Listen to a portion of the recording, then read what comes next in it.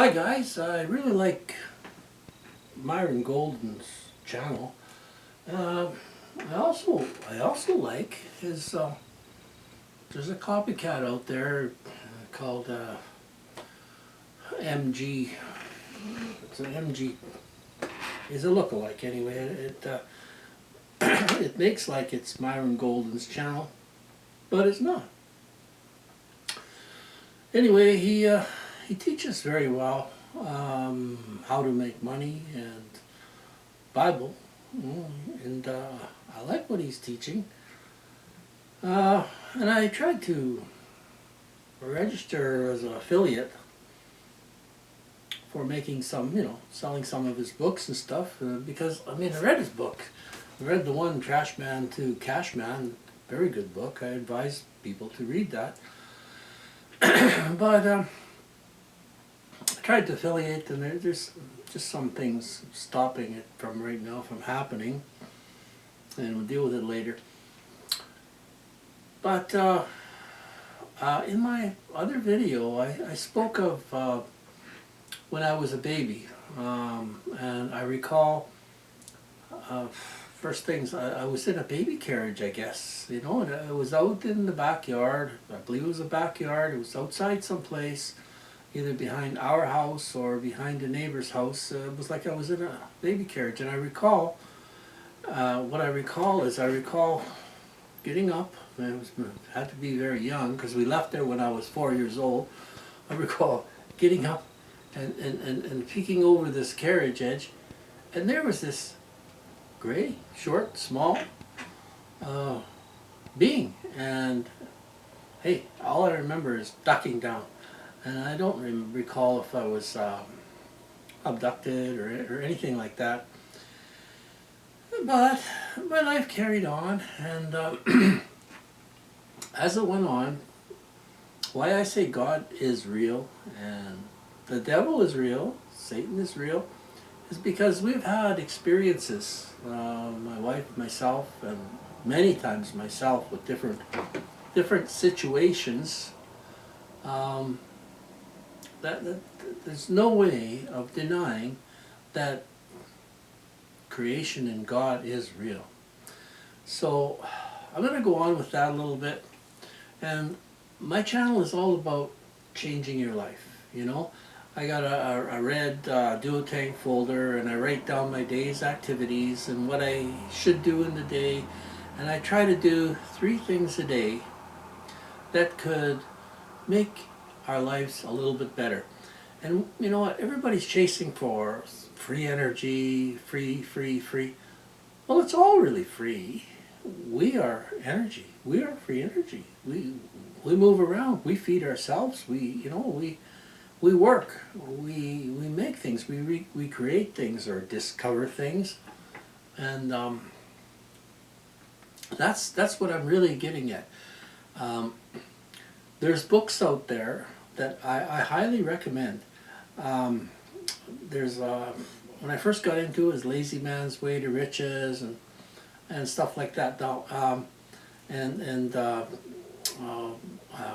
was Richard Hiddleman's yoga. That just sort of woke me up to different aspects. I'm not into myself.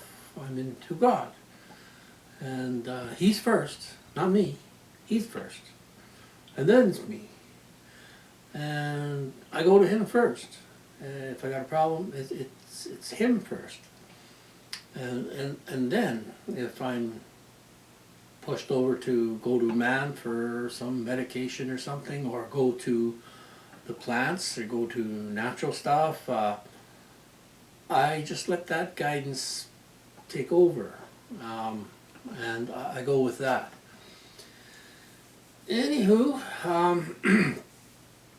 I really like Myron Golden, and like I say, this it's called the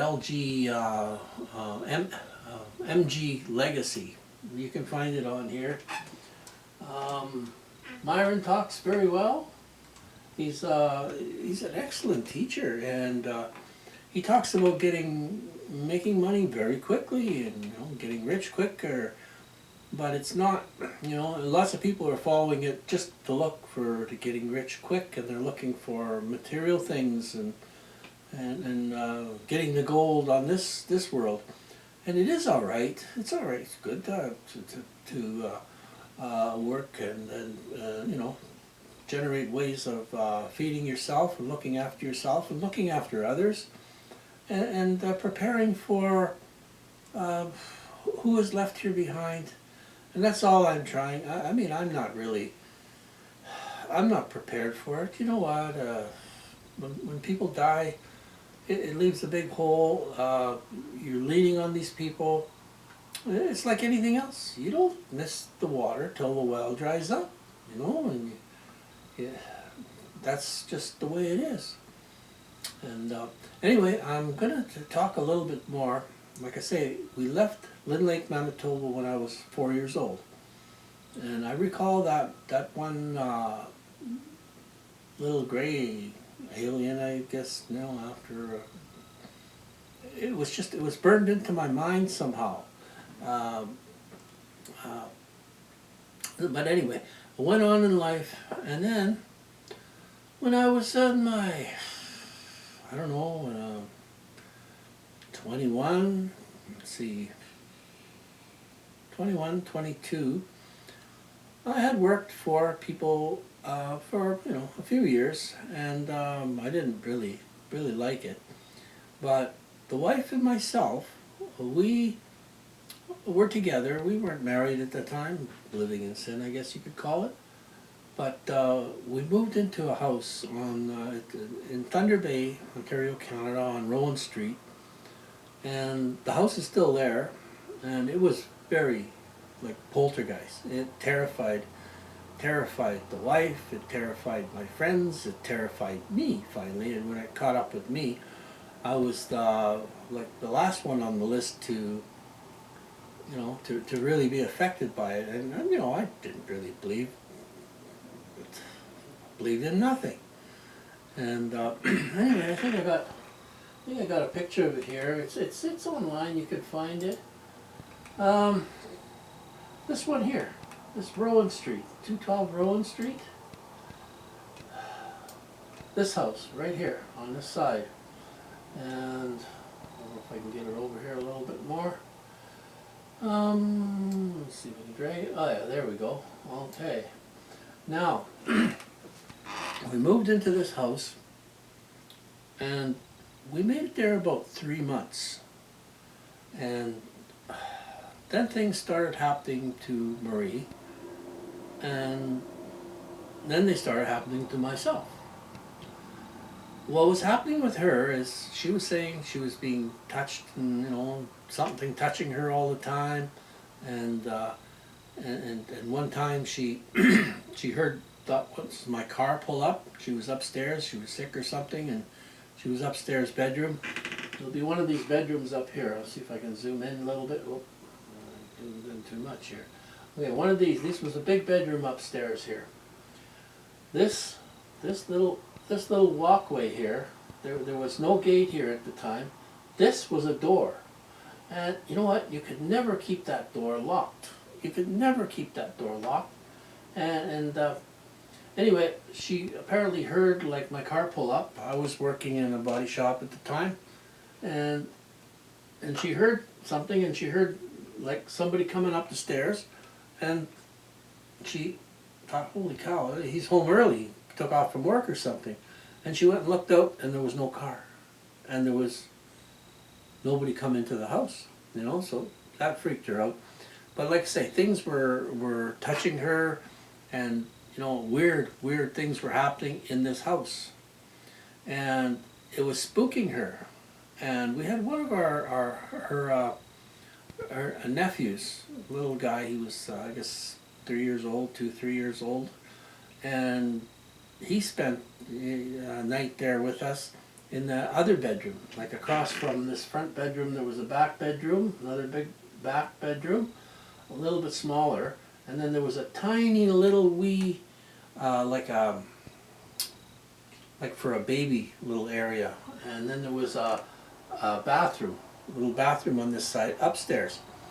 And anyway, he woke up and he's screaming, boogeyman, boogeyman, boogeyman.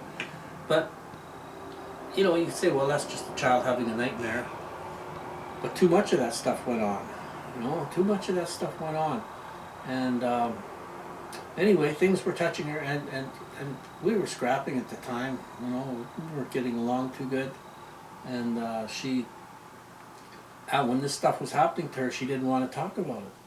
So she was, you know, I remember one time it was a boys' night out, Thursday night. We go out and have some beers and stuff.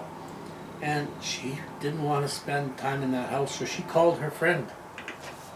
And, you know, and I'd come home really late at night, so she rode around on that bus all night long with her friend, all around the city. You know, get on, you just can stay on the thing.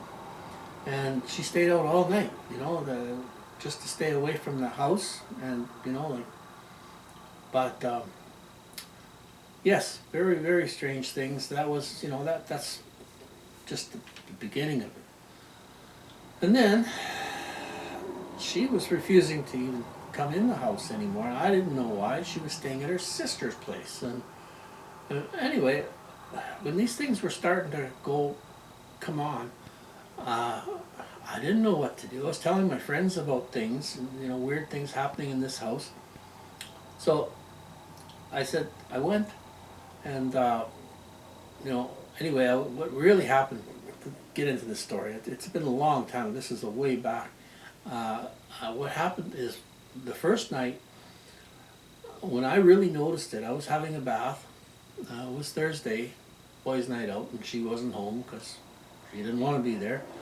And so I was having a bath. I was laying in the bathtub, and the phone started to ring. Now this was way before. What was that?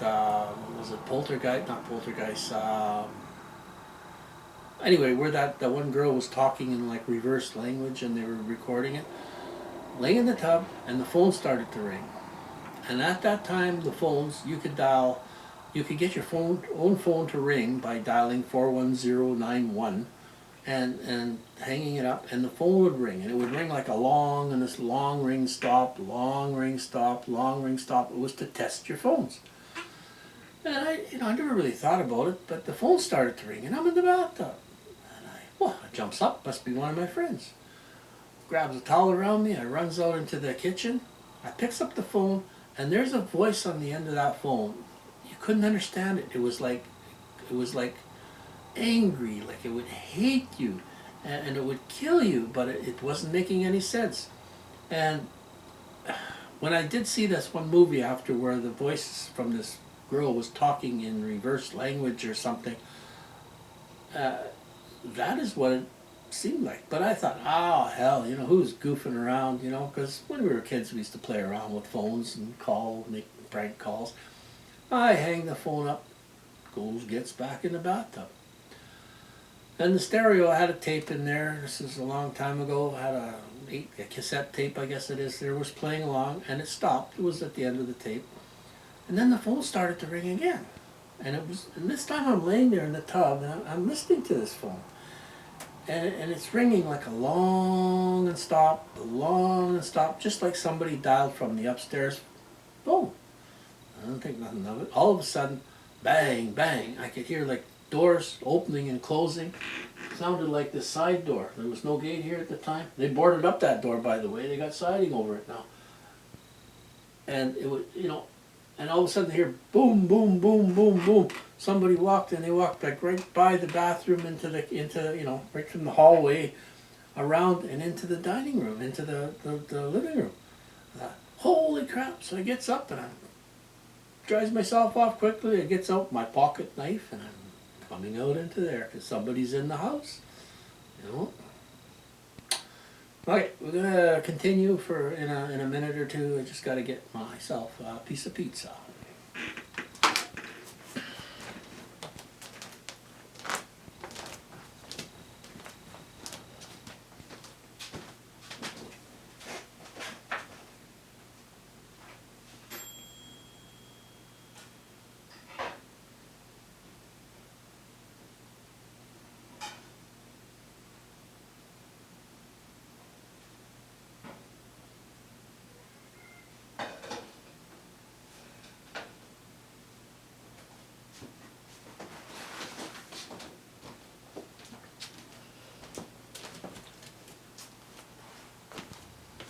Okay, while this cools, whoops, want a dropper.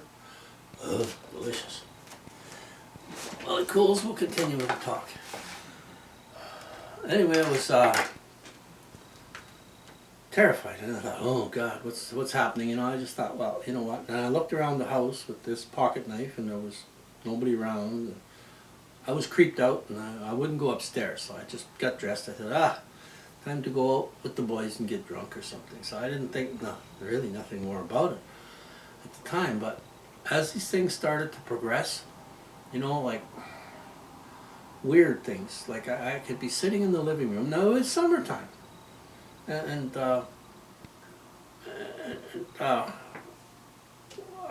it's a big dining room, living room.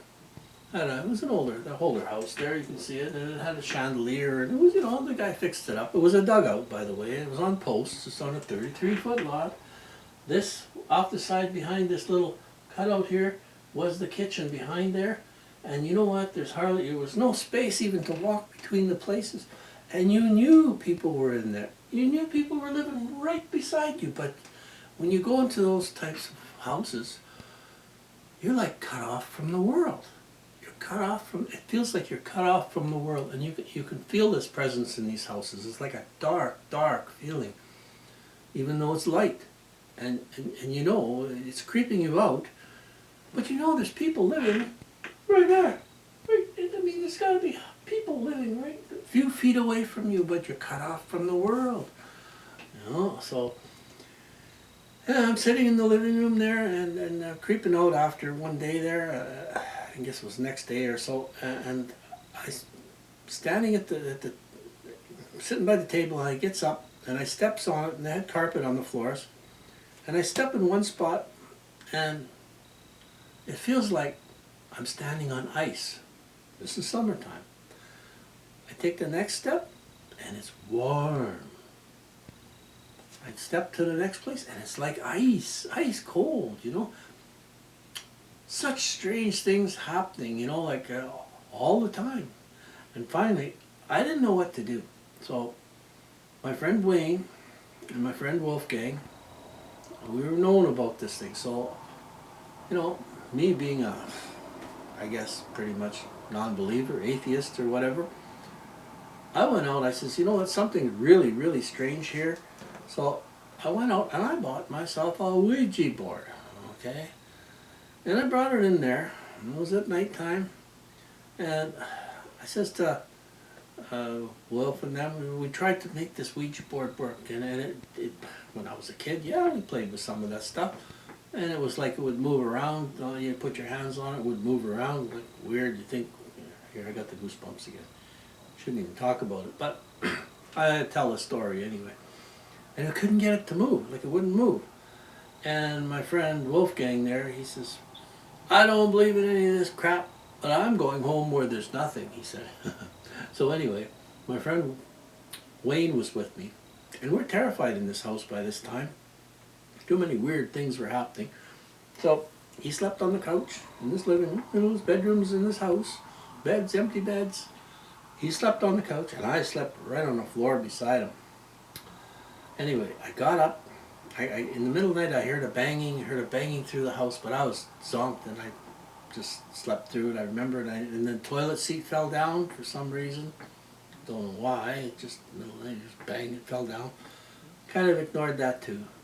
Woke up in the morning, and says to Wayne, well, let's go play some pool or something. He says, that's a good idea. He says, do you have a new toothbrush I can borrow? I've got to brush my teeth, you know. So I gave him a toothbrush, brushed his teeth. He says, get in my van. I left my car there. Get in my van, and we'll go play some pool at the bowling alley. So gets in his van, goes down to the bowling alley, and we shoot a few games of pool. And then one of my other friends, Danny, walks in. And I says, yeah, I better get back there. And it was about no more than, we were gone maybe 2 hours, hour and a half, 2 hours or so. So Danny gives me a ride back in his little gremlin, and he pulls up out in front, and we goes into that house, and it was like a bakery.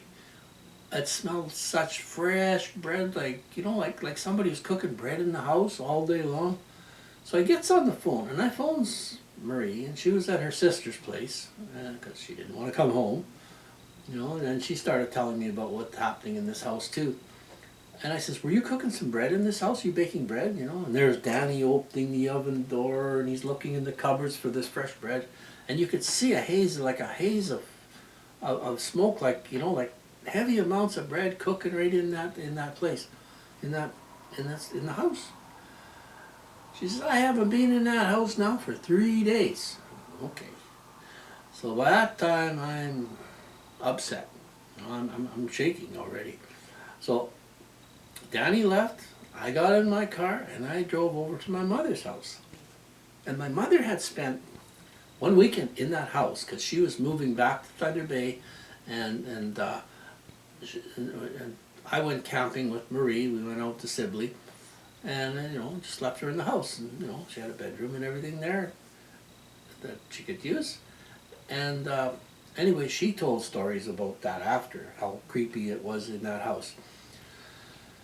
But whatever, when we walked back into that house after that little short game out playing some pool, you know, Danny was looking in the oven and looking in the cupboards, and Marie says no. So anyway, I drove away. Danny left. I was at my mother's, and Wayne phoned. And I said, hey, you want to know what's happening in that house now? And this was just hours later, and it was just like getting dark. It was getting pretty dark already. And so he says, I'll pick you up. So he picked me up, and we drove over there in his van. We got out of his van, and I handed him the keys, and we walked across the street there, and like say this gate wasn't there. That door was behind there, and a little set of steps going up there. They gated that off now.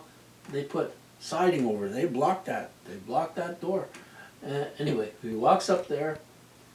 I says, Wayne, go ahead. So he put the key in the lock. Well, the door wasn't locked anyway. So he opened it. It wouldn't stay locked. He put the key in anyway. He opened the outside of that door to that little wee porch. And I was behind him. And when he opened it, it was like he opened an oven door with bread cooking in it. That's how much it was. Here comes those goosebumps again. Ooh, weird. I shouldn't talk about this. And this is a lot of years ago. And it just about knocked us both off the step. I'm telling you, when he opened that door, it was like opening an oven door. And there's just whoosh. And he says, holy F, holy F. That's his only words. And I says, close the door. There's still furniture in there. So he closed the door. And that was his only words all the way back to drive me back to my mother's. You know, like, and like, and then, like I said, the furnace broke down. And we called the landlord in. And he, you know, I said, something wrong in here. And he's thinking, oh, he's acting like there's an intruder in there. He grabs a broom and he's running around the house like, oh, somebody's in the house.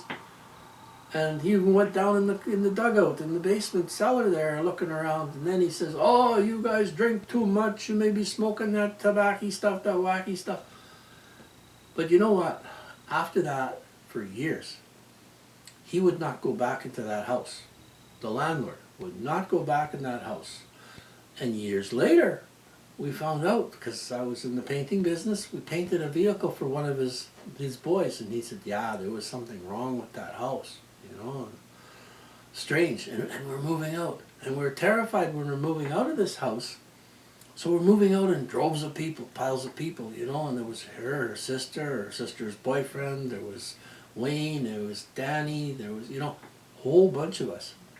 And Marie had these big black ceramic plaster Paris cats that her brother made in school, you know, and she says she took them off the wall and she put them down on some foam rubber, and she says, don't anybody touch those black cats. Nobody touch them, because I don't want them broke. And as she was doing that, one just exploded. Poof. Just poof.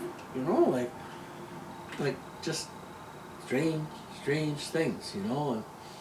And like I say, my mother had run-ins with that when we were all gone for that 2 days and stuff too, for camping.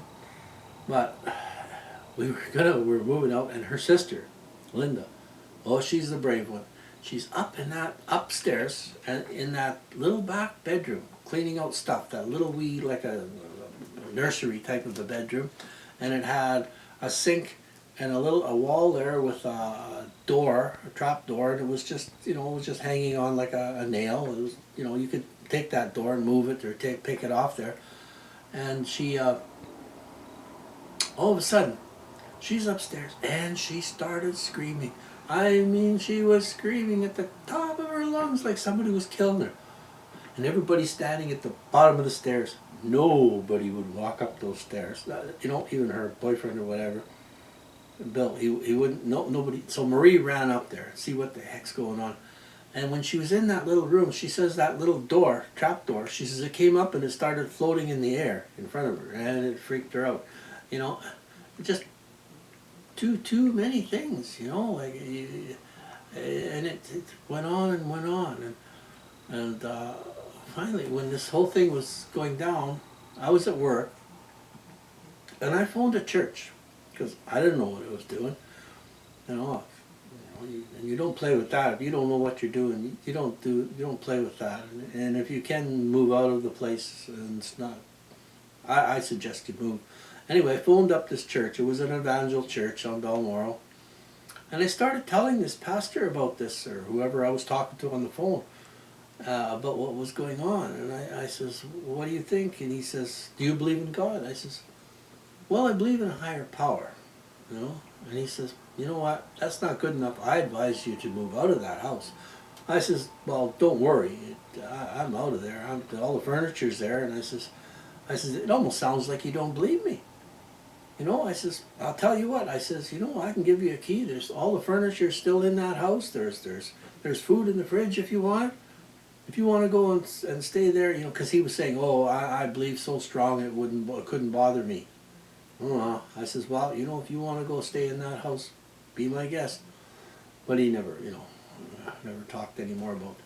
But that was like one of my real first experiences that I've had with God and the devil.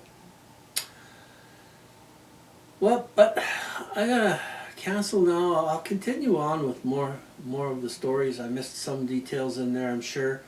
And there's so many things in my life that prove that there's a God and there's a devil. And like I say, I like what Myron Golden's doing, but he got a copycat out there. Okay, Myron Golden. Here he is. I won't play any of his stuff, but this is a new video he's just put out.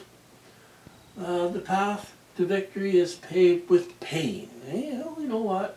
And there's a copycat out there. I don't know if the copycat is copying this one, but it's not really Myron's voice. It's you can tell it's not his voice, but it looks like it's him. It's teaching. As far as I can see, the teaching was very good, but it did not really appear to be as Christian towards God, and it's like a copycat channel of some kind. So I'm going to conclude here right now, and we will continue on with more stories about my life and what's going on and what's happened. And I say I'm a very heavy advocate of taking action in your life. You got to take some action. You know what? I say make your life better. My life's not always better. I get upset. I get angry with things, and things don't go right. And I'm human. But if you can do a few things in your day, every day, like I say, make lists. I got some in the other room there. It's just a red duotang, and I put sheets of paper, and I write down my daily activities. It's like a diary. And I say, I got to do 3 things within the day. So I list things. And then I look back through my page to see what I didn't list. And it becomes like a habit after a while. I've done this before when I was young. And when I first sort of got started in business, I started listing things and I started going forward. And it worked for me. You've got to moving in your life. This sitting around and only watching motivating stuff and stuff. You gotta make decisions. You gotta plan the day, plan the work, and work the plan.